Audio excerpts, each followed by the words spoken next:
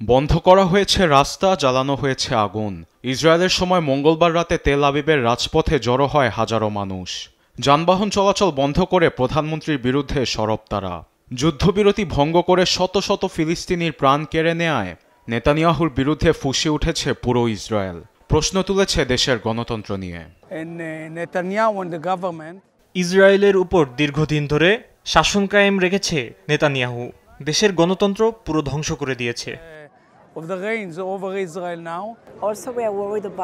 আশপাশে যা হচ্ছে তা নিয়ে আমরা খুবই চিন্তিত। প্রশাসন কি আসলেই গণতন্ত্র নিয়ে কাজ করে, আমাদের জন্য কাজ করে? কিন্তু কাজকর্মে তা মনে হয় না। আমরা ঐক্যবদ্ধ হয়ে একসঙ্গে বসবাস করতে চাই। সাধারণ জনগণের সঙ্গে রাজপথে যোগ দিয়েছে হামাসের হাত থেকে মুক্তি পাওয়া ইসরায়েলি কয়েকজন জিম্মিও। তারা যুদ্ধবিরতি ভেঙে যাওয়া ও গাজায় হামলার নিন্দা জানান। সেই সঙ্গে যুদ্ধবিরতি আবার কার্যকরের জন্য নেতানিয়াহুকে আহ্বানও জানান তারা। এদিকে যুক্তরাষ্ট্রের মাটিতেও নেতানিয়াহুর বিরুদ্ধে ফিলিস্তিনি পতাকা হাতে নিয়ে নেমেছে শত শত মার্কিনী। স্লোগানে উত্তাল নিউ ইয়র্কের বিখ্যাত টাইমস স্কোয়ার।